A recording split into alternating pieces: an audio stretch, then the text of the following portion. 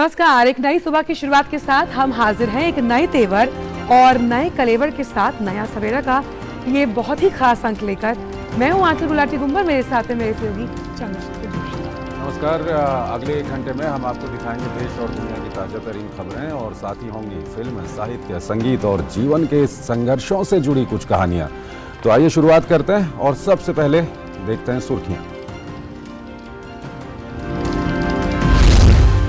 आज से 2 दिन तक voice of global south summit की मेजबानी करेगा भारत। प्रधानमंत्री नरेंद्र मोदी करेंगे उद्घाटन। Unity of voice, unity of purpose है सम्मेलन का विषय। 120 से अधिक देश होंगे शामिल।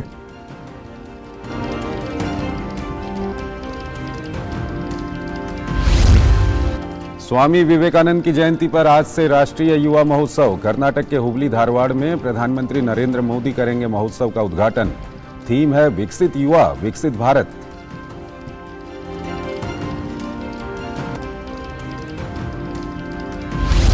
जोशीमठ में जमीन धंसने से प्रभावित हर परिवार को दिया जाएगा 1.5 लाख रुपए का अंतरिम राहत पैकेज। प्रभावित इलाकों में पुनर्वास का काम जारी। लोगों को अफवाहों से दूर रहने की जा रही है अपील।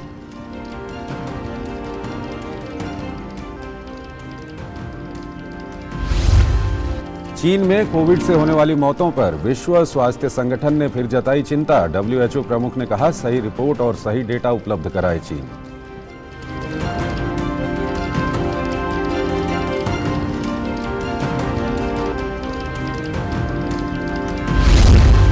पहाड़ी राज्यों में बर्फबारी से मैदानी इलाकों में बढ़ी ठिठुरन। कड़ाके की ठंड के बीच दिल्ली NCR में हुई बूंदाबांदी। अगले 2 से 3 दिन पहाड़ी राज्यों समेत कई जगह बारिश का अलर्ट।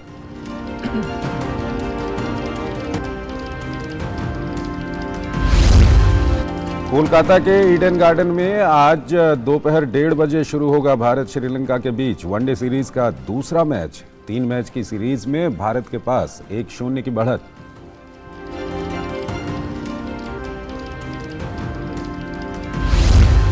कटक के बाराबती स्टेडियम में रंगारंग कार्यक्रम के साथ शुरू हुआ हॉकी वर्ल्ड कप। कल राउरकेला में स्पेन के साथ होगा भारत का पहला मुकाबला।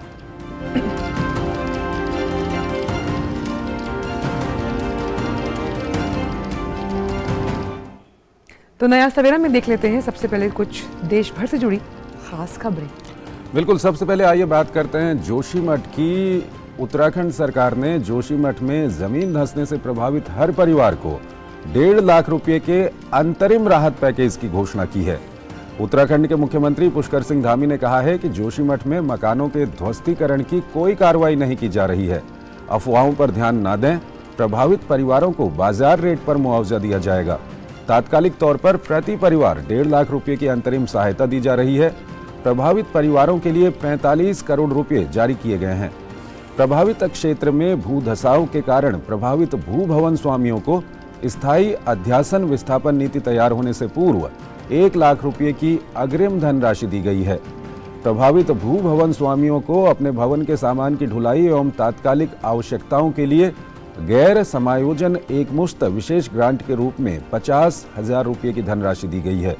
ये धनराशि उत्तराखंड राज्य आपदा प्राधिकरण ने जारी की है। जोशीमठ में हो रही रोज की घटनाओं से दूरदर्शन आप सभी को अपडेट कर रहा है। डीडी न्यूज की टीम पिछले कई दिनों से ग्राउंड जीरो पर मौजूद है। आज हम आपको दिखा रहे हैं आदि शंकराचार्य के स्थापित किए गए 4 मठ में से एक ज्योतिर्मठ जो जोशीमठ में स्थित है। इस मठ में भी दरारें आ चुकी हैं। दरारों की ये दहशत और कैसी है, ज्योतिर्मठ से ग्राउंड जो जीरो है पेश कर रहे हैं हमारे संवाददाता नीरज। ये खास रिपोर्ट। का असर जोशीमठ स्थित ज्योतिर्मठ में भी देखने को मिला है। अगर आप देखें मेरे पीछे आदि शंकराचार्य का ये मठ है और ये भी प्रभावित हुआ है। जैसे जोशीमठ के जो दूसरे घर प्रभावित हुए हैं, या देखें तो आपको जो क्रैक है वो दिखाई देगा और ये पूरा जो क्रैक है आप ऊपर तक देखें, छत तक ये क्रैक जा रहे हैं।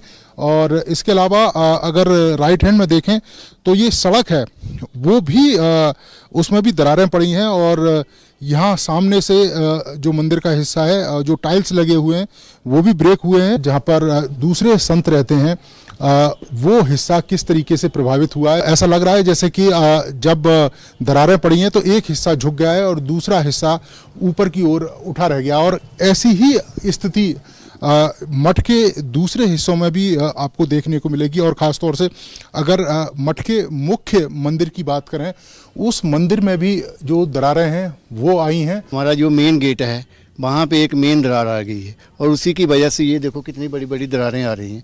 तो इससे ये ऐतिहासिक धरोहर है, इसको बहुत बड़ा खतरा आ गया है। जोशी मठ खाली एक शहर ही नहीं, ये पौराणिक शहर है। आदिगुरु शंकराचार्य की पूज्य पादा आदिगुरु शंकराचार्य की ये तपस्थली रही है। और ये जो मठ है ऐतिहासिक मठ, ये 2500 साल पुराना हमारा मठ है। जितने भी लोग यहाँ पे रह रहे हैं उनकी जान माल की रक्षा जो है वो सबसे प्राथमिकता है हमारी। मठ की धार्मिक आस्था और मठ के अस्तित्व को सुरक्षित रखा जाएगा। सरकार पूरी कोशिश करेगी इस मठ को सुरक्षित रखे, क्योंकि ये मठ कह सकते हैं कि धार्मिक रूप से काफ़ी सशक्त है और बड़ी संख्या में जो श्रद्धालु हैं वो यहाँ पहुँचते हैं। आदि शंकराचार्य ने यहाँ पर पूजा करी थी, तपस्या करी थी और उसी के बाद सनातन धर्म की रक्षा के लिए वो देश के अलग अलग हिस्सों में गए थे। केंद्र सरकार भी लगातार कोशिश कर रही है कि जोशी मठ है उसके अस्तित्व को बचाए रखा जाए और ख़ासतौर से इस तरह की जो आस्थाओं से जुड़े हुए हमारे जो स्थान हैं, क्योंकि काफ़ी प्राचीन ये मठ है। और जब बद्रीनाथ में 6 महीने के लिए कपाट बंद होते हैं तो बद्रीनाथ की जो पूजा है वो यहीं इसी मठ में होती है, इसलिए इस मठ का अपना एक महत्वपूर्ण स्थान है। कैमरामैन सुमित के साथ नीरज सिंह, डीडी न्यूज, जोशीमठ। हमारे संवाददाता नीरज सिंह हमारे साथ जुड़ रहे हैं जोशीमठ से, हम उनसे बातचीत करेंगे। नीरज, जो भी वहां पर राहत और पुनर्वास का कार्य चल रहा है उसमें सबसे बड़ी चिंता मौसम बना हुआ है, क्योंकि मौसम विभाग की ओर से जो पूर्वानुमान दिया गया है उसमें ये कहा गया है कि ये 14 तारीख तक बारिश और बर्फबारी इस इलाके में हो सकती है। तो सबसे पहले आपसे ये जानना चाहेंगे कि मौसम कैसा बना हुआ है अभी वहां पर। देखिए, बिल्कुल मौसम चुनौतीपूर्ण बना हुआ है और जिस बात का अंदेशा था वही बात हुई। और चंद्रशेखर, मैं आपको दिखा दूं कि कल रात बारिश भी हुई है और बर्फ भी जमकर पड़ी है। ये जो चोटियां आपको दिखाई दे रही हैं और ये जो पहली चोटी दिखाई दे रही है जिसे स्लीपिंग लेडी बोला जाता है इस पहाड़ को, और ये पहाड़ पहले बर्फ से ढका नहीं था लेकिन अब ये बर्फ से ढका हुआ है। इसके राइट में अगर आप देखें तो नंदा देवी की जो रेंज है वो दिखाई देती है। वहाँ पर भी खासी जो बर्फ है वो चंद्रशेखर पड़ी है। तो आप समझ सकते हैं कि जैसे जैसे समय नज़दीक आएगा या बर्फबारी ज़्यादा होगी, बारिश ज़्यादा होगी तो मुश्किलें सामने आएंगी। और जो पहाड़ आपको दिखाई दे रहे हैं ये गीले पहाड़ बता रहे हैं कि बारिश हुई है जोशीमठ के ऊपरी इलाके में। अब जोशीमठ के जो निचले इलाके हैं, खास तौर से जहाँ पर रेस्क्यू और दूसरे काम चल रहे हैं, वहाँ पर हल्की बारिश हुई है। हालांकि भारी बारिश नहीं हुई है, लेकिन हम कह सकते हैं कि मौसम विभाग का जो अनुमान था वो सही साबित हुआ। यहाँ पर बारिश हुई है, कल बर्फबारी भी हुई है जोशीमठ के ऊपरी इलाकों में। अब कल सीएम भी यहाँ पर पहुँचे थे चंद्रशेखर, और वो राहत शिविरों में भी गए थे। वहाँ पर उन्होंने जो लोग हैं उनसे बात भी करी थी और ये आश्वासन दिया था कि राज्य सरकार पूरी कोशिश करेगी। 1.5 लाख का जो मुआवजा दिया जा रहा है, जिसमें 50,000 की जो पहली किस्त है वो किस्त शिफ्टिंग के लिए दी जा रही है। इसके अलावा जो 1 लाख रुपए की रकम है वो मुआवजे की अग्रिम धनराशि है, फाइनल मुआवजा नहीं है। फाइनल मुआवजा के लिए 7 से 8 दिन लगेंगे। जो कमेटी है वो तय करेगी कि किस व्यक्ति को कितना मुआवजा दिया जाए। सरकार ने ये कह दिया है कि मार्केट रेट के हिसाब से लोगों को मुआवजा दिया जाएगा। जिन 2 होटलों को गिराने की जो बात है चल रही थी, उसको लेकर भी प्रशासन का ये कहना था कि होटल मालिकों से भी प्रशासन की जो बात है वो लगातार चल रही है और उनको भी जो मुआवजा दिया जाएगा वो मार्केट रेट के हिसाब से मुआवजा दिया जाएगा। क्योंकि 2 दिन से जोशीमठ के जो लोग हैं वो धरना प्रदर्शन पर बैठे हुए थे। कुछ इस तरह की अफवाहें जो प्राइवेट चैनल हैं उनके द्वारा भी चलाई गई थी कि जोशीमठ के जो डेंजर जोन के जो मकान हैं उनको गिराया जाएगा। तो सरकार ने खुद आगे आकर स्पष्ट किया है, डीएम ने भी स्पष्ट किया और सचिव मुख्यमंत्री उन्होंने भी स्पष्ट किया, यहाँ तक कि मुख्यमंत्री ने भी ये बात सामने आकर कही है मीडिया से कि किसी भी मकान को गिराया नहीं जाएगा। अभी सिर्फ 2 होटलों को गिराने की बात है। अब पूरा फोकस चूंकि मौसम की वजह से आंचल पूरा फोकस यही है कि जो लोग अभी भी, क्योंकि बहुत ज्यादा परिवार तो नहीं है लेकिन कुछ एक परिवार हैं जो अभी घरों से नहीं निकले हैं, उनको जल्द से जल्द वहां से निकालकर सुरक्षित स्थानों पर पहुंचा दें और उनके खाने पीने और रहने की व्यवस्था की। बिल्कुल, और डीडी न्यूज के इस मंच के माध्यम से हम सटीक जानकारी यही दे रहे हैं, जिस तरह से कल नीरज ने भी कहा था कि कैसे इन्हें डिसमेंटल करके हटाया जाएगा। लेकिन नीरज, मैंने कल जिस तरह से जो मुख्यमंत्री हैं पुष्कर सिंह धामी, उन्होंने साफ तौर पर कहा कि इकोलॉजी और इकोनॉमी को साथ साथ चलना होगा, क्योंकि ये वो भी मान रहे हैं कि जो जल्दी निर्माण कार्य किए गए और क्योंकि वो अनियंत्रित थे और कुछ एक बेतरतीब थे, तो आगे आने वाले समय में कहीं और भी इस तरह से जो इलाके हैं उनका भी आकलन किया जाएगा। उस लिहाज से किस तरह जो ये टीम्स हैं वो और भी जो इलाके हैं उनका भी अध्ययन करने वाली हैं। देखिए, बिल्कुल ये अध्ययन पूरे कह सकते हैं कि उत्तराखंड की उन सभी जगहों का होगा जो काफ़ी सेंसिटिव जगह हैं और खुद मुख्यमंत्री ने भी ये स्पष्ट कर दिया है कि पूरे उत्तराखंड में जहाँ जहाँ इस तरह की जो संभावनाएं बनी हुई हैं कि ज़मीन दरक रही है या दरारें पड़ रही है, अगर आप देखें कर्णप्रयाग है, वहाँ से भी जो खबरें हैं वो आ रही हैं। उत्तराखंड के दूसरे हिस्सों से भी जो लोग हैं इस तरह की जो शिकायत है वो कर रहे हैं कि उनके इलाके में भी जो दरारें हैं वो देखने को मिल रही है। तो पूरी एक कह सकते हैं कि एक कमेटी बनेगी और जो विशेषज्ञ होंगे, खासतौर से साइंटिस्ट होंगे, वो इस पूरे इलाके में चेक करेंगे कि कहाँ कहाँ इस तरह की ज़मीन है और जहाँ जो पुनर्निर्माण के जो कार्य हैं या निर्माण के कार्य हैं उन पर लगाम लगाई जाए, अंधाधुंध तरीके से जो निर्माण है वो ना होने दिया जाए। और मुख्यमंत्री सही कह रहे थे कि इकोसिस्टम के साथ साथ हमें जो अपनी इकोनॉमी है उस पर भी ध्यान रखना होगा। और अगर आप देखें तो जोशीमठ उसका महत्व है और ये महत्व सिर्फ अभी नहीं है, तिब्बत के समय से व्यापारी यहाँ पर कारोबार करने के लिए आते थे और यही वो रास्ता था। शुरुआत में व्यापारियों ने जोशीमठ में ही अपना ठिकाना बनाया था। बिल्कुल नीरज, सही कह रहे हैं आप, ये चीन सीमा के नज़दीक का इलाका है और सेना और जो दूसरे सुरक्षा बल हैं वो इसको बेस की तरह उपयोग करते हैं, तो काफ़ी महत्वपूर्ण है। एक सवाल और जानना चाहेंगे नीरज, जो लोग वहाँ पर हैं, क्योंकि ठंड का मौसम है तो उनके लिए कंबल, खाने का सामान, ये सब व्यवस्थाएं क्या पूरी हैं वहाँ पर?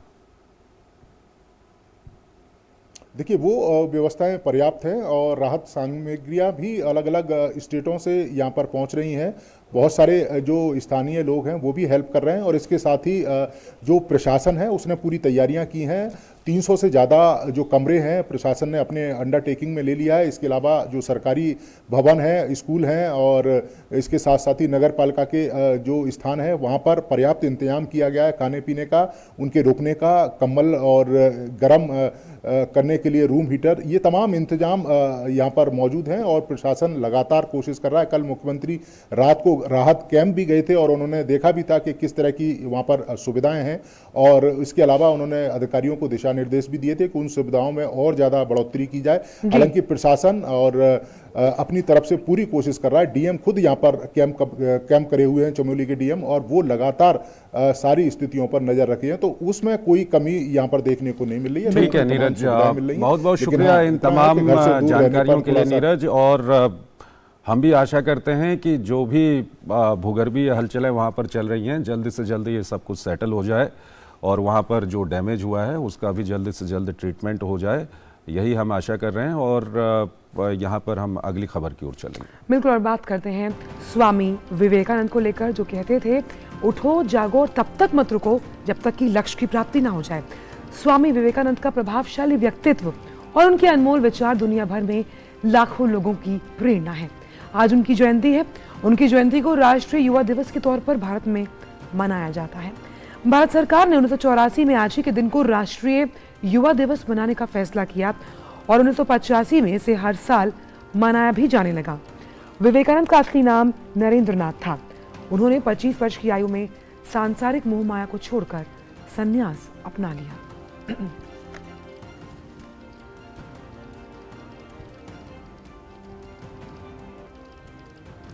और आपको बता दें कि स्वामी विवेकानंद की जयंती पर आज कर्नाटक के हुबली धारवाड़ में 26वें राष्ट्रीय युवा महोत्सव का आगाज होगा। प्रधानमंत्री नरेंद्र मोदी आज शाम इसका उद्घाटन करेंगे। विकसित युवा विकसित भारत की थीम के साथ इस वर्ष ये महोत्सव आज से शुरू होकर 16 जनवरी तक आयोजित किया जा रहा है।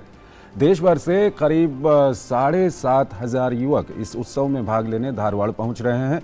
युवा महोत्सव का आयोजन हर साल प्रतिभावान युवाओं को राष्ट्र निर्माण की दिशा में प्रेरित करने के साथ साथ राष्ट्रीय स्तर पर पहचान दिलाने के लिए किया जाता है। ये देश के सभी भागों की विविध संस्कृतियों को एक साझा मंच पर लाता है और प्रतिभागियों को एक भारत श्रेष्ठ भारत की भावना से जोड़ता है। सम्मेलन में 5 विषयों कार्य, उद्योग और नवाचार, जलवायु परिवर्तन, स्वास्थ्य, शांति और साझा भविष्य पर चर्चा होगी। इसके साथ ही स्थानीय पारंपरिक संस्कृतियों को प्रोत्साहन देने के लिए प्रतिस्पर्धात्मक कार्यक्रम भी किए जाएंगे। लगभग 10 लाख लोगों को योग करने के लिए योगाथन भी होगा, जिसे प्रमुख आकर्षण माना जा रहा है। आयोजन के दौरान राष्ट्रीय स्तर के कलाकारों द्वारा 8 स्वदेशी खेल और मार्शल आर्ट भी पेश किए जाएंगे।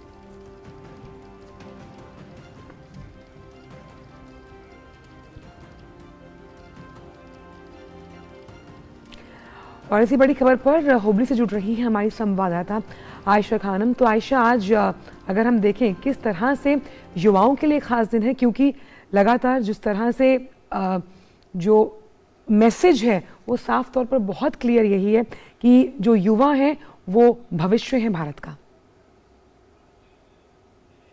जी बिल्कुल, देखिए इस यूथ फेस्टिवल का थीम ही है विकसित युवा विकसित भारत। यानी प्रधानमंत्री नरेंद्र मोदी लगातार जो युवाओं को संबोधित करते रहे हैं, न्यू इंडिया की बात करते रहे हैं। तो इस न्यू इंडिया में न्यू इंडिया की बुनियाद है ये युवा। तो जाहिर सी बात है कि आज का जो जन उत्सव है, जो युवा जन उत्सव है, इसके दौरान युवाओं को एक ऐसा प्लेटफॉर्म मिलेगा जिसके तहत युवा यहाँ पर आपस में अपने विचार विमर्श करेंगे, इनोवेशंस पर बात करेंगे, डिजिटल इंडिया पे बात करेंगे। और कई ऐसे सेमिनार्स भी आयोजित किए गए हैं जिसके जरिए प्रधानमंत्री नरेंद्र मोदी लगातार शुरू से कहते रहे हैं कि युवाओं को आगे बढ़कर एंटरप्रेन्योरशिप शुरू करनी होगी, यानी स्टार्टअप इंडिया की बात प्रधानमंत्री ने कही थी। तो ये मंत्र युवाओं के लिए खास है, क्योंकि लगातार यहाँ पर जो पहुंचे हैं कुछ युवा, उनके पास कई आइडियाज हैं, वो अपने स्टार्टअप शुरू करना चाहते हैं। देखिए विश्व में भारत स्टार्टअप के क्षेत्र में एक विशेष मुकाम हासिल कर चुका है और वैसे में कर्नाटक भी कर्नाटक इस पूरे कंट्रीब्यूशन में आगे रहा है। तो यहाँ पर पहुंचे जो युवा हैं, अलग अलग कोने से आए हैं भारत के, तो इनमें कई आइडियाज और इनोवेशंस हैं और इन तमाम चीजों पर विचार विमर्श होगा।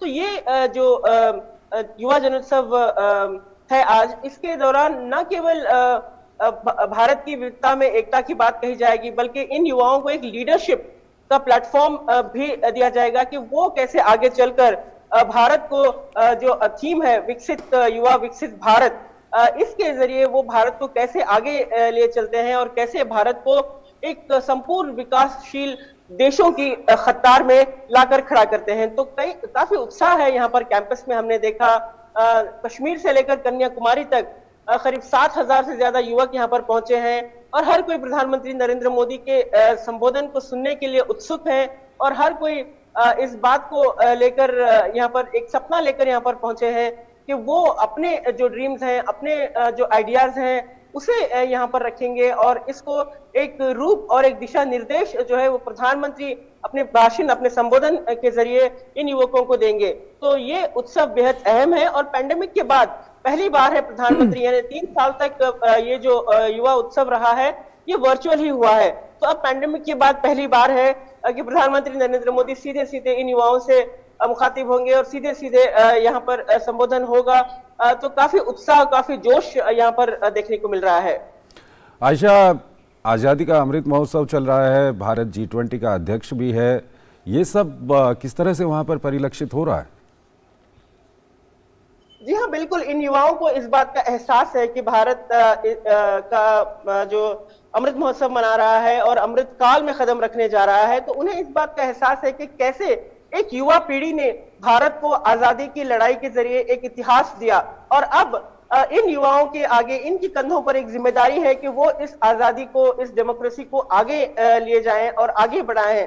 और रही बात G20 की, ऐसे समय पर जब ये तमाम युवा यहाँ पर एकजुट हो रहे हैं तो जाहिर है उनके लिए एक मौका है।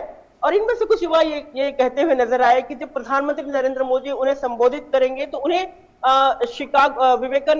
स्वामी विवेकानंदा का शिकागो वाला जो संबोधन था वो उन्हें याद आता है। तो वो कहीं ना कहीं प्रधानमंत्री नरेंद्र मोदी में विवेकानंदा के जो ख्याल हैं, जो उनके जो शब्द हैं वो देखते हैं। तो युवाओं के लिए G20 एक ऐसा प्लेटफॉर्म बनेगा जिसके जरिए युवा अपनी लीडरशिप और मोटिवेशन और इंस्पायर्ड होकर देश को आगे बढ़ाने में और न्यू इंडिया के जो प्रधानमंत्री नरेंद्र मोदी का विजन है इसको आगे बढ़ाने के लिए अपने आइडियाज और अपने जो इनोवेशन हैं उसको एक्सचेंज करेंगे। और जो 5 संकल्प स्वामी विवेकानंद द्वारा लिए गए थे उन्हीं पर परिलक्षित है जिस तरह से प्रधानमंत्री के जो संकल्प हैं।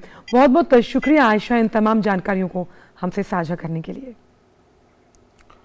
और इस बीच हुबली में होने वाले 26वें राष्ट्रीय युवा महोत्सव में भाग लेने के लिए केंद्रीय सूचना एवं प्रसारण मंत्री अनुराग ठाकुर हुबली एयरपोर्ट पहुंचे, जहां उनका स्वागत किया गया।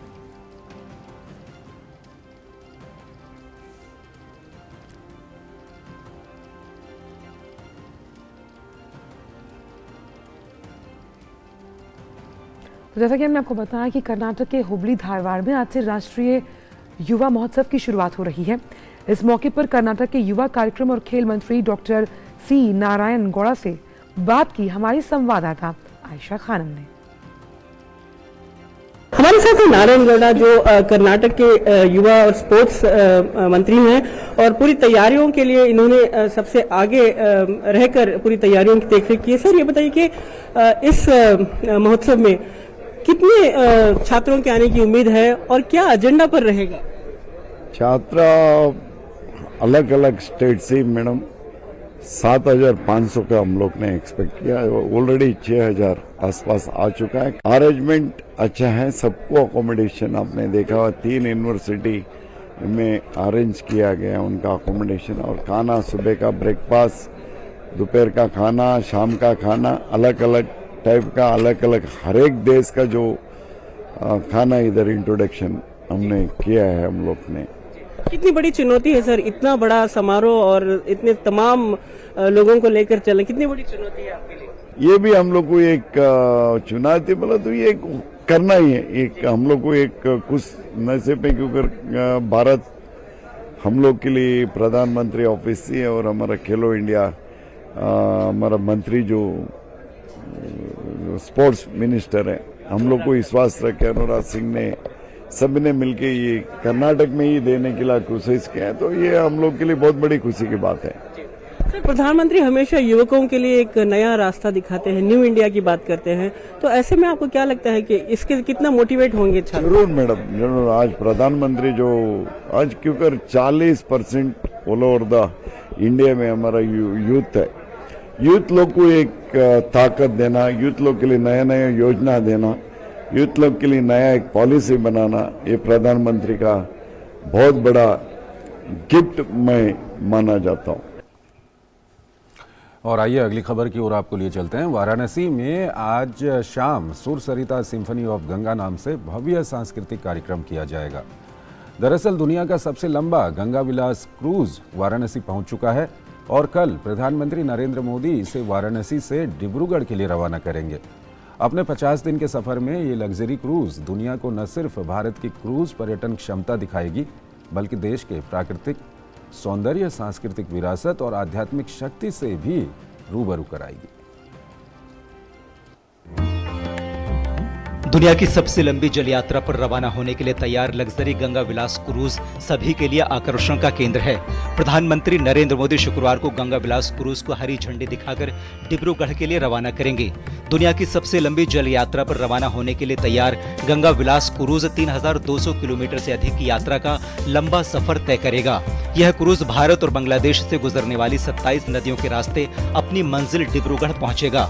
50 दिन की यात्रा में 50 जगह रुकेंगे और हर जगह रुकेंगे तो हर जगह अलग अलग देखेंगे, गांव भी देखेंगे, शहर भी देखेंगे, मॉन्यूमेंट्स भी देखेंगे, सुंदरबन जंगल भी देखेंगे, काजीरंगा भी देखेंगे और सारी जो आध्यात्मिक है और पुरातत्व पुरातत्व की चीज़ें हैं, जंगल की चीज़ें हैं, सारी ही चीज़ें, खाना है, हमारे अलग अलग प्रांतों में क्या खासियत के खाने हैं उनको भी हम देखेंगे और सारी चीज़ें हैं ये। क्रूज में 3 डेक हैं। तीनों डेक पर अलग अलग सुविधाएं पर्यटकों को मिलेंगी। इको फ्रेंडली क्रूज में इसके कचरों को एक जगह जमाकर सुरक्षित रूप से निस्तारित किया जाता है। प्रदूषण का स्तर शून्य रखने के लिए ईंधन के रूप में हाई स्पीड डीजल का इस्तेमाल किया जा रहा है। इसकी खासियत ये है कि ये क्रूज इंडिया में बना है, मेड इन इंडिया में है। इसकी खासियत है कि इसका सारा क्रू 100% इंडियन है, इसका सारा डेकोर इंडियन है और इसमें जो भी चीज़ें लगाई हैं वो सब हैंड क्राफ्टेड हैं, सब हर हाथ से बनी हुई हैं। चाहे प्लेट्स हों जो कि पॉटर से बनाई हैं, चाहे टाइल्स हों बाथरूम की वो हाथ से बनी हैं, चाहे फैब्रिक हो वो भी हाथ से बनी हैं, तो कारपेट्स हों भदोई के, तो सारी चीज़ें जो है हाथ की बनी हुई हैं। तो हमारे जितने भी कलाकार हैं उनके लिए एक प्रोत्साहन है उनकी चीज़ों के बजाय इसके कि मशीन की बने और क्या है। वहीं वाराणसी में गंगा विलास क्रूज से 13 जनवरी से वाराणसी से ढाका होते हुए डिब्रूगढ़ की यात्रा करने वाले 31 पर्यटकों के दल ने रामनगर स्थित दुर्गा मंदिर का अवलोकन किया। यह मंदिर लगभग 500 वर्ष पुराना है और उत्तर भारत और बंगाल शिल्प कला का मिश्रण है। इस मंदिर को पर्यटकों ने बहुत ध्यान से देखा और सनातन धर्म के बारे में उन्होंने गाइड से जानकारी प्राप्त की तथा काफी जिज्ञासु होकर मंदिर और मूर्तियों का अवलोकन किया। It's totally different to my compared to my country because of the culture mostly. There are many more people in here. People are very interested and very friendly, and I'm looking forward for the rest of the cruise. I'm very excited to be here. पर्यटकों ने ये देखा, पर्यटक वही आते हैं experience करने की कैसे लोग यहाँ पे इस चीज़ को बिलीव करते हैं, क्योंकि वहाँ पे ये चीज़ें ख़त्म होती जा रही हैं कि गॉड क्या है, this is a question, what who is God. Ganga नदी पर लग्जरी क्रूज से यात्रा को लेकर विदेशी पर्यटकों में बड़ा उत्साह देखने को मिल रहा है। जाहिर तौर पर इससे वाराणसी के साथ साथ डिब्रूगढ़ तक के इलाके में पर्यटन की अपार संभावनाएं खुल गई हैं। वाराणसी से रामेंद्र सिंह की रिपोर्ट, डीडी न्यूज। और विश्व की सबसे लंबी नदी यात्रा पर निकलने वाला क्रूज गंगा विलास बिहार से भी होकर गुजरेगा। इस सिलसिले में बिहार पर्यटन निदेशालय में निदेशक यशपति मिश्र ने दूरदर्शन से विशेष बातचीत में कहा कि अपनी बिहार यात्रा के दौरान क्रूज के पर्यटक बिहार के ऐतिहासिक और धार्मिक स्थलों का भ्रमण भी करेंगे।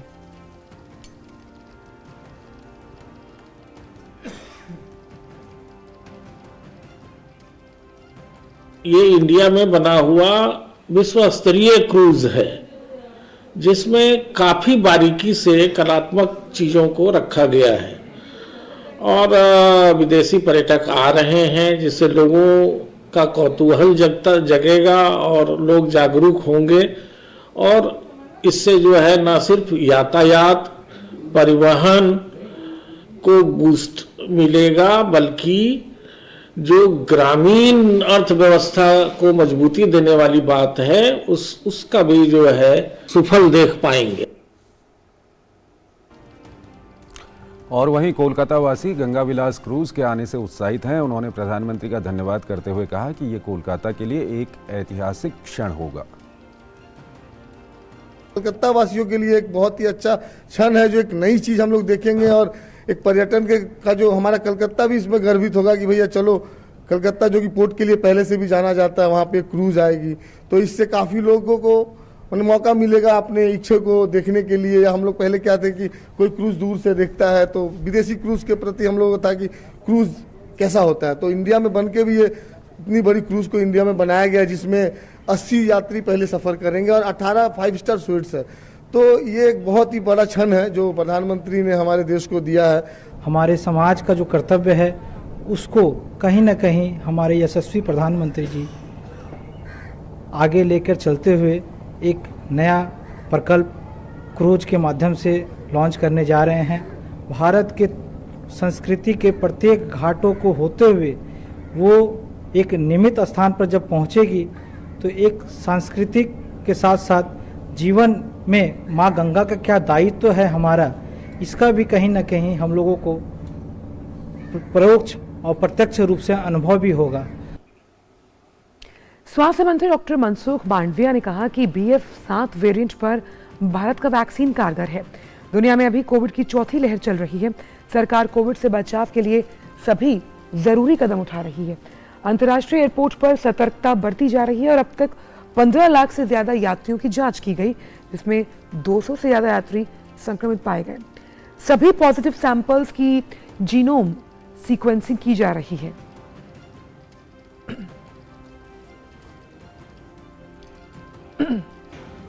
जीनोम सीक्वेंसिंग से पता चल रहा है कि जो वेरिएंट, खास करके BF7 वेरिएंट, वो चाइना, जापान, हांगकांग, सिंगापुर वगैरह जगह पे पाए गए हैं। वो वेरिएंट भी कई पैसेंजरों में पॉजिटिव पाए गए हैं, लेकिन भारत में ये वेरिएंट पहले से ही 3 महीने पहले से ही दिखाई दे रहा है। हमारा वैक्सीन BF7 वेरिएंट पर कारगर है। भारत ने 1 साल के भीतर कोरोना की स्वदेशी वैक्सीन कैसे बनाई, वैक्सीन बनाने के पीछे क्या कहानी है, इस पर एक किताब आई है। इस किताब का नाम ब्रेविंग अ वायरल स्टॉर्म है। इस किताब को आशीष चंदोरकर और सूरज सुधीर ने लिखा है। किताब का विमोचन केंद्रीय स्वास्थ्य मंत्री डॉक्टर मनसुख मांडविया ने किया और कहा कि ये किताब प्रधानमंत्री के नेतृत्व वाले नए भारत का इतिहास है। ये नए भारत की क्षमता और ताकत की कहानी है। स्वास्थ्य मंत्री ने इस किताब को हिंदी और क्षेत्रीय भाषाओं में भी लाने की अपील की है। ये नया भारत की कहानी में इसलिए बोलता हूँ, नया भारत के इतिहास में इसलिए बोलता हूँ, ये देश की एक ऐसी बुक है जिसमें ये देश की क्षमता और ताकत हम कर सकते हैं। हमने करके दिखाया, कोविड मैनेजमेंट करके दिखाया। लक्ष्य था मोदी जी का देश को बचाने का। As a team of Modi मेरी जिम्मेवारी थी कि हम उसको कैसे सक्सेस करें। हम नहीं कभी रात देखते थे, नहीं कभी दिन देखते थे, बस केवल काम देखते थे। मोदी जी ने कैसे सभी साइंटिस्ट को प्रोत्साहित किया, मोदी जी ने रिसर्च करने वाली, मैन्युफैक्चरिंग करने वाली कंपनियों को कैसे सपोर्ट किया, उसकी विजिट करके उसका हौसला बढ़ाया। किताब के लेखक आशीष चंदोरकर ने कहा है कि इस किताब में वैक्सीन बनाने की ऐसी कहानी है जो किसी को नहीं पता है। यह किताब पाठकों को स्वदेशी वैक्सीन बनाने के सफर से रूबरू कराएगी। ये किताब भारत की सफलता को दर्शाती है। जो हमने हासिल किया है 220 करोड़ वैक्सीन्स का जो एक हमने प्रोग्राम चलाया, और मुख्यतः भारत की बनी हुई वैक्सीन्स को ही हमने उसमें उपयोग में लाया, तो ये कितनी बड़ी उपलब्धि है और क्यों ये आसान नहीं था, इस कहानी को हमने इस किताब में बताने की कोशिश की है। और अब बात कर लेते हैं ठंड को लेकर। तो कड़ाके की ठंड के बीच दिल्ली समेत उत्तर भारत में बादल छाए हुए हैं। कई इलाकों में देर रात हल्की बूंदाबांदी भी हुई, जिसके कारण सुबह। और एक छोटा सा ब्रेक लेते हैं यहाँ पर। क्या बात है, बहुत फिट लग रहा है। 3 महीने में पैसे डबल, वाह, फास्ट और हाई रिटर्न्स भी। क्या स्कीम है? कल तो नहीं थी यहाँ, और कल होगा भी नहीं। तूने कभी 5 ओवर में डबल सेंचुरी मारी है? ऐसे स्कीम के बहकावे में आके हम धोखा खा सकते हैं। और RBI कहता है अपना पैसा सुरक्षित रखो और समझदारी से निवेश करो। अगर ज्यादा रिटर्न के पीछे भागोगे तो रिस्क भी उतना ही उठाओगे, और फास्ट रिटर्न से बच के, और फास्ट बॉलिंग से भी। RBI कहता है जानकार बनिए, सतर्क रहिए। ब्रेक के बाद सभी का स्वागत। और आइए अब देखते हैं दुनिया भर से कुछ खास खबरें।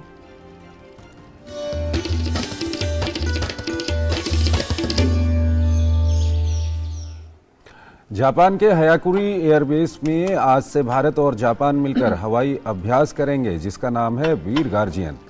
ये संयुक्त अभ्यास 26 जनवरी तक जारी रहेगा और इसका उद्देश्य दोनों देशों के बीच वायु रक्षा सहयोग को बढ़ावा देना है। भारतीय दस्ते से 4 सुखोई MKI, 2 C-17 और एक IL-78 लड़ाकू विमान शामिल होंगे। जापान की ओर से 4 F-2 और 4 F-15 युद्धक विमान रहेंगे। रक्षा मंत्रालय ने एक बयान में कहा है कि अभ्यास के उद्घाटन समारोह में दोनों वायुसेनाओं के बीच कई तरह के हवाई करतब होंगे। दोनों पक्षों के विशेषज्ञ विभिन्न अभियानों पर अपनी विशेषज्ञता को लेकर विचारों का आदान प्रदान करेंगे। वीर गार्जियन से दोनों देशों की वायु सेनाओं के बीच रक्षा सहयोग बढ़ेगा और मित्रता सुदृढ़ होगी।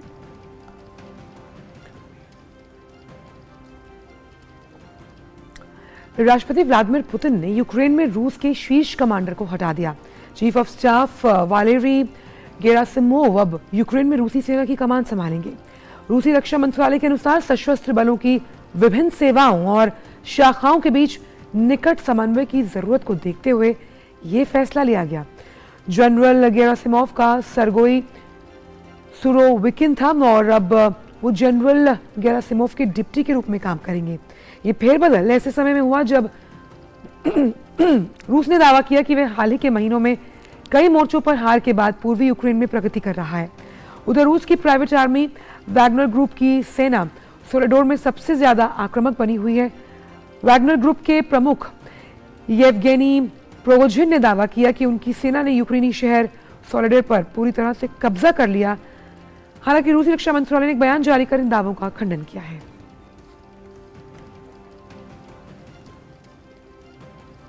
विश्व स्वास्थ्य संगठन ने कहा है कि चीन की ओर से मामलों की सही जानकारी नहीं देने के कारण दुनिया भर में कोविड से होने वाली मौतों की संख्या पर संगठन का आंकड़ा कम हो गया है। जिनेवा में WHO के महानिदेशक टेड्रोस एधनोम घेब्रेयेसस ने कहा है कि सभी देश सही आंकड़े साझा करें ताकि बीमारी के प्रसार के खिलाफ लड़ाई में अधिक प्रभावी योगदान दिया जा सके। टेड्रोस ने पिछले हफ्ते भी चीन से कोविड मरीजों के अस्पताल में भर्ती होने और मौतों के सही आंकड़े मांगे थे। दिसंबर 2022 में चीन सरकार ने लगभग 3 वर्षों के बाद महामारी की शून्य कोविड नीति को समाप्त कर दिया था, जिससे कुछ ही हफ्तों में कोविड मामलों में भारी वृद्धि हो गई। जनवरी 2023 की शुरुआत में अनिवार्य PCR जांच और चीन आने वाले लोगों के लिए सामूहिक पृथकवास भी रद्द कर दिया गया था। ब्रिटिश प्रधानमंत्री ऋषि सुनक और उनके जापानी समकक्ष फुमियो किशिदा ने लंदन में एक रक्षा समझौते पर हस्ताक्षर किए, जो दोनों देशों के एक दूसरे की जमीन पर सेना को तैनात करने की अनुमति देगा। सुरक्षा संबंधों की दिशा में ये नवीनतम कदम होगा। किशिदा फ्रांस, इटली, कनाडा और संयुक्त राज्य अमेरिका सहित 7 देशों के समूह के दौरे के तहत ब्रिटेन का दौरा कर रहे हैं। जापान वर्तमान में G7 की अध्यक्षता कर रहा है। इस बीच ब्रिटेन और जापान दोनों ने भी चीन को हिंद प्रशांत क्षेत्र में एक चुनौती के रूप में बताया।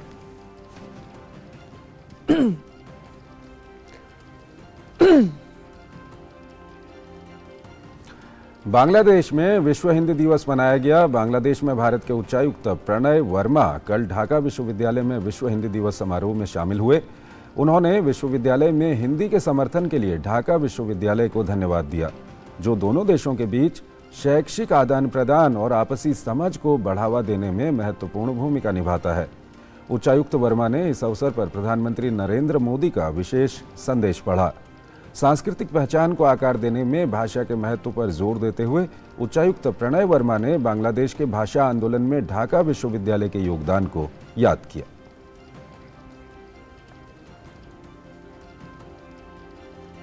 खबर श्रीलंका से, जहां सरकार ने खर्चे को नियंत्रण में रखने के लिए हर मंत्रालय के आवंटित बजट में 5% की कटौती करने का निर्णय लिया। सरकार के मुताबिक श्रीलंका आशंका से अधिक गंभीर वित्तीय संकट का सामना कर रहा है।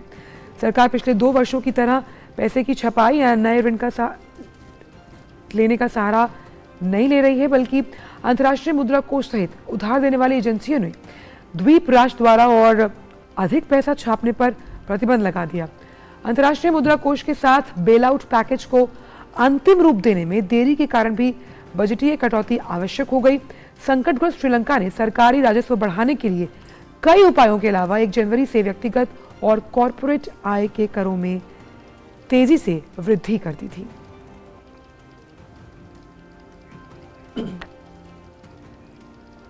एक छोटा सा ब्रेक लेते हैं यहाँ पर। ये विशाल है ना, इसका सब प्रॉपर चलता है। कल उसके बैंक अकाउंट में 15,000 रुपए का फ्रॉड हुआ है, पता है? इसको तो कोई टेंशन ही नहीं होती है, देखना। टेंशन क्यों? मेरी कोई गलती नहीं थी। फिर भी फ्रॉड होने पर मैंने तुरंत बैंक को इन्फॉर्म कर दिया। RBI कहता है अगर आपके अकाउंट से किसी ने धोखे से पैसे निकाले हैं तो बैंक को जल्द से जल्द इन्फॉर्म कीजिए। 3 दिन के अंदर इन्फॉर्म किया तो कोई नुकसान नहीं होगा। जितना लेट करोगे उतना ज्यादा नुकसान। और सुन, सब चलता नहीं है, प्रॉपर चलाना पड़ता है। RBI कहता है जानकार बनिए, सतर्क रहिए। ब्रेक के बाद सभी का स्वागत और अब बात करते हैं कारोबार जगत की। बिल्कुल, देश का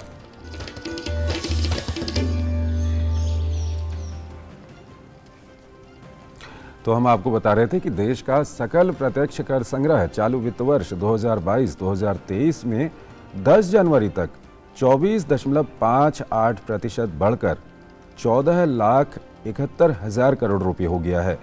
इस बढ़ोतरी में व्यक्तिगत आयकर का मुख्य योगदान रहा। ये संग्रह चालू वित्त वर्ष के लिए कुल बजट अनुमान का 86.68% है। बजट में वित्त वर्ष 2022-2023 के दौरान प्रत्यक्ष कर संग्रह 14,20,000 करोड़ रुपए रहने का अनुमान लगाया गया था।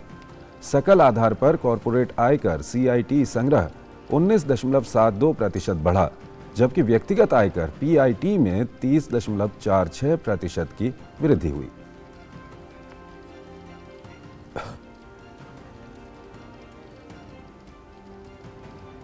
खबरें स्पोर्ट्स ट्रैक से अब।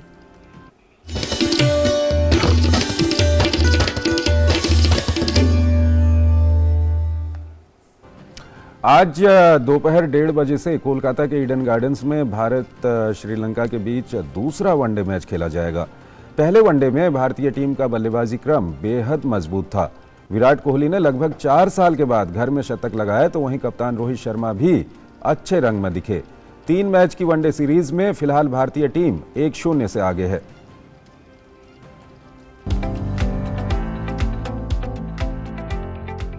नए साल में पहली वनडे सीरीज की पहली जीत से लबरे इस टीम इंडिया के रणबांकुरे अब कोलकाता के ईडन गार्डन्स में सीरीज को सील करने के इरादे के साथ मैदान पर होंगे।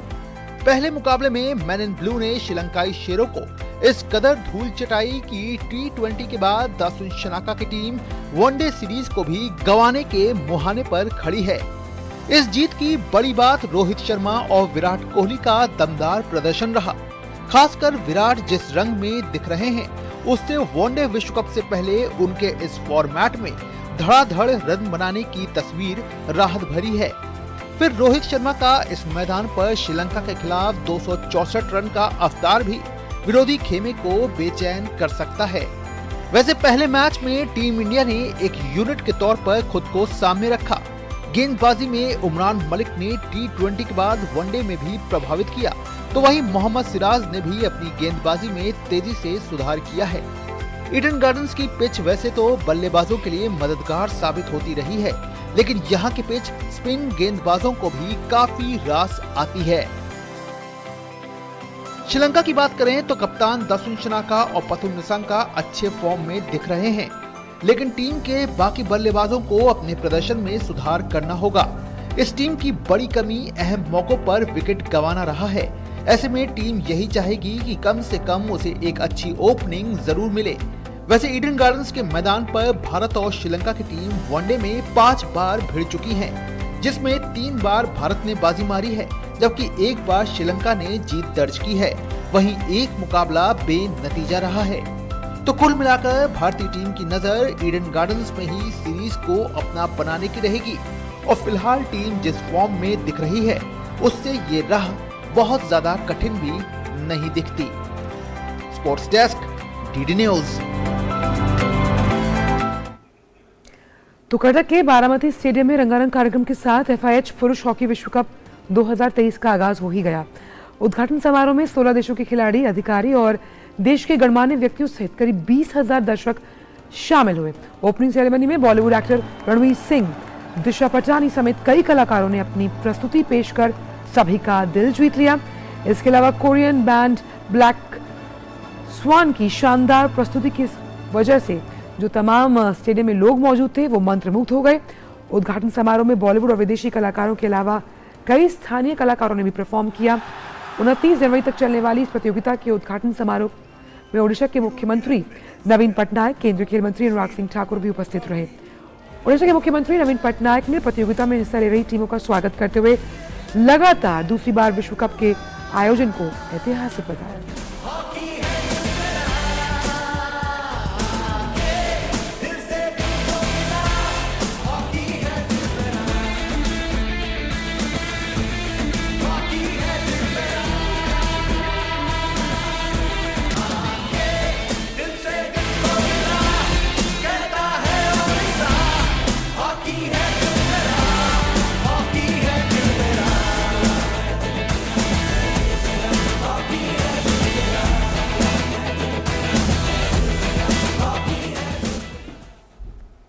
तो एक बड़ा आयोजन भारत में शुरू हो गया है और आप सब लोग एंजॉय कीजिए। काफ़ी अच्छे अच्छे मैच आने वाले दिनों में आपको देखने को मिलेंगे। एक छोटा सा ब्रेक लेते हैं।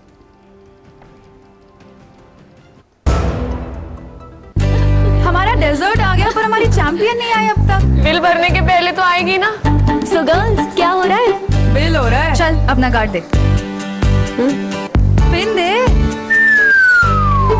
RBI कहता है अपना पिन, OTP, CVV या इंटरनेट बैंकिंग पासवर्ड किसी को ना दे। ऑनलाइन बैंकिंग सिर्फ अपने ही कंप्यूटर, मोबाइल और सिक्योर नेटवर्क से करें। हाँ, ये खाने की चैंपियनशिप थी क्या? RBI कहता है जानकार बनिए, सतर्क रहिए। ब्रेक के बाद सभी का स्वागत और आइए बात करते हैं विज्ञान जगत की।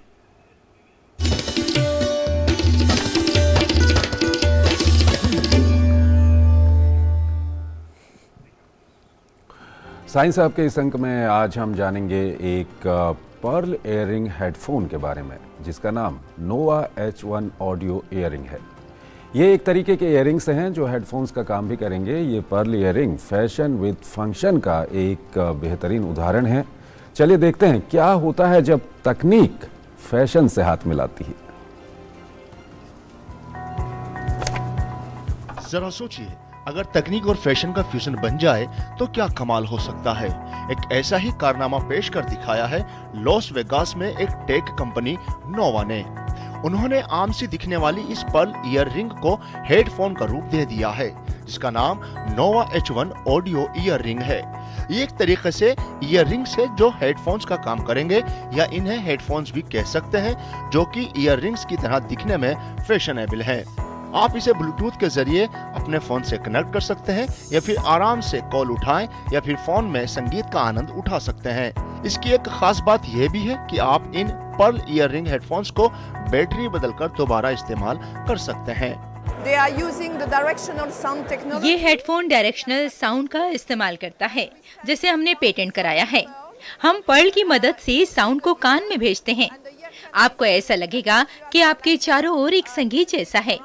ये एक नया अनुभव है, साथ ही आप बाकी दुनिया से अलग हुए बिना इससे जुड़े रह सकते हैं।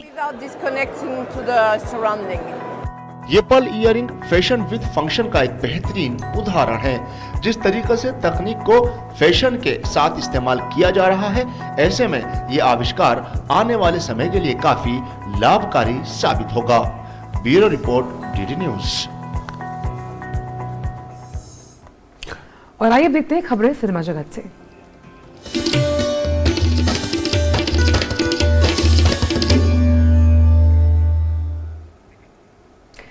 और सिनेमा में आज बात करते हैं वेब सीरीज झांसी को लेकर, जिसके दूसरे सीजन का जो ये लुक है वो दर्शकों को इसका खासा इंतजार है। फिलहाल इसका ट्रेलर रिलीज हुआ है। तेलुगु अभिनेत्री अंजलि सीरीज में मुख्य किरदार निभा रही हैं। ये एक सस्पेंस और क्राइम सीरीज होने वाली है।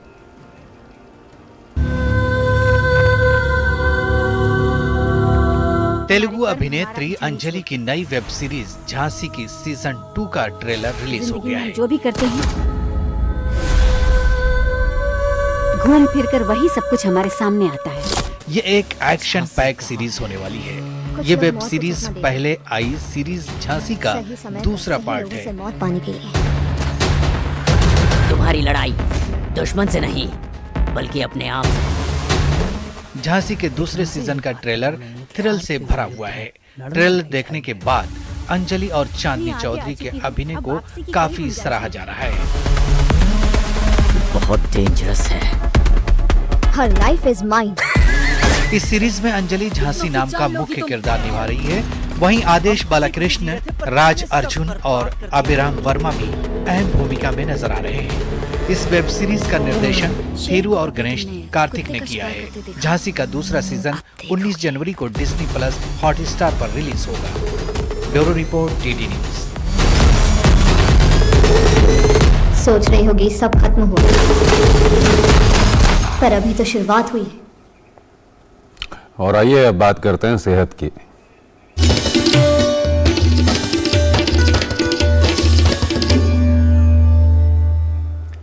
चाहे कोरोना हो या फिर मौसमी इन्फ्लुएंजा, अगर आपकी रोग प्रतिरोधक क्षमता यानी इम्यूनिटी बेहतर होगी तो इन मौसमी बीमारियों से आपका शरीर बेहतर तरीके से लड़ सकता है।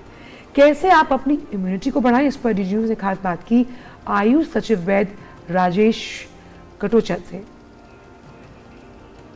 कोरोना से घबराना नहीं है, सावधान रहना है और सावधान रहने के लिए हमें अपनी इम्यूनिटी को बेहतर करना है। और इम्यूनिटी को कैसे बेहतर करें, इस पर बात करने के लिए हमारे साथ आयुष सेक्रेटरी वैद्य राजेश कोटेचा जी हैं। सर, एक बार फिर कोरोना ने दस्तक एक तरह से दिया है, तो कैसे लोग अपनी इम्यूनिटी को बेहतर कर सकें? इम्यूनिटी है या जिसको हम कहते हैं ना इनबिल्ट हमारी स्ट्रेंथ है स्वास्थ्य की, उसको ठीक रखते हैं तो यदि फिर से कोरोना आता भी है तो हम उससे बचे रहेंगे या बहुत कम अफेक्टेड होंगे।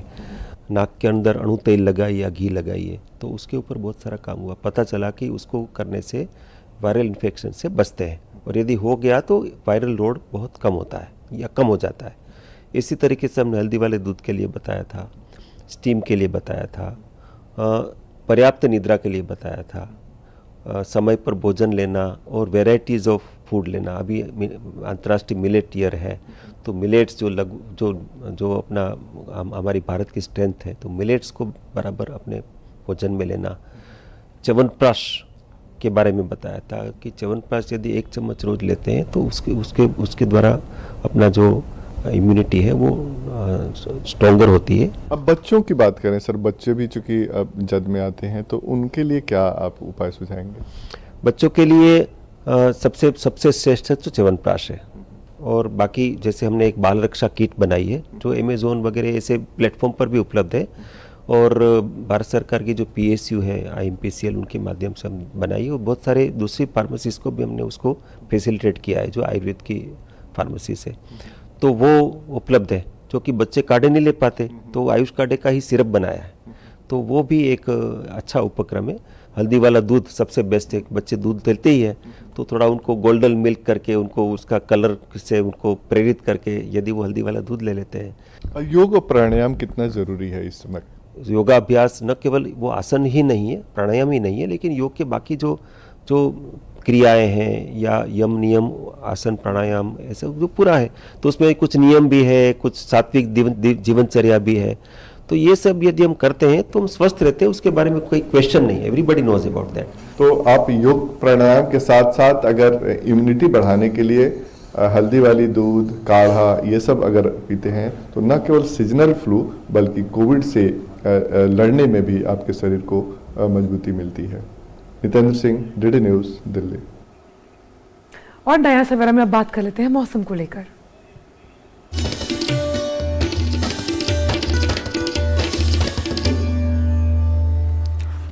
तो मौसम विभाग द्वारा जारी पूर्वानुमान की अगर हम बात करें तो मौसम विभाग की ओर से बताया गया है कि बिहार के कुछ हिस्सों में काफ़ी घना कोहरा रह सकता है और उसके अलावा उत्तर प्रदेश, सब हिमालयन वेस्ट बंगाल, सिक्किम, असम और त्रिपुरा के कुछ हिस्सों में भी घना कोहरा रह सकता है। कोल्ड कंडीशन बिहार के कुछ हिस्सों में रह सकती है और उत्तराखंड के कुछ इलाकों में गरज के साथ छींटे पड़ने और बिजली गिरने की संभावना व्यक्त की गई है। और आइए अब विभिन्न शहरों का तापमान हम देख लेते हैं।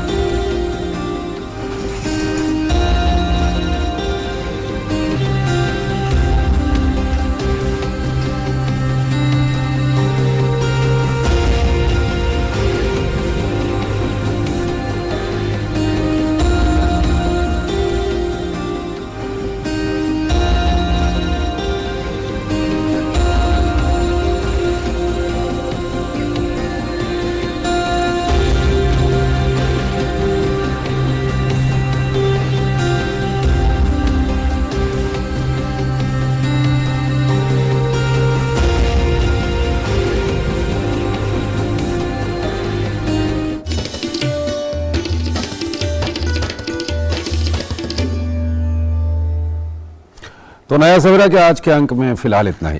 लेकिन जाने से पहले चंद्रशेखर जोशी, एक डायलॉग जो बचपन में हमने जरूर सुना है वो है मोगैम्बो खुश हुआ। तो हिंदी फिल्मों में अगर दमदार विलन की बात की जाए तो सबसे पहले जहन में आते हैं अमरीश पुरी। दबदार आवाज वाले इस बेहतरीन कलाकार की आज पुण्यतिथि है। इनके डायलॉग डिलीवरी की अगर हम बात करें तो आज भी हम सबकी जुबान पर हैं। तो आप लीजिए उनके डायलॉग्स के साथ साथ उन पर फिल्माए गए कुछ गीतों का आनंद। हमें दीजिए इजाजत। नमस्कार। मोगेम्बो खुश हुआ, मोगेम्बो खुश हुआ।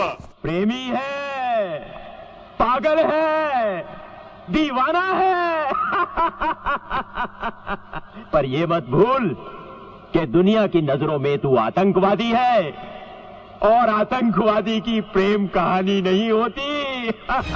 ये दुनिया एक दुल्हन, ये दुनिया एक दुल्हन, दुल्हन के माथे की बिंदिया। ये मेरा इंडिया, ये मेरा India. I love my India, I love my India.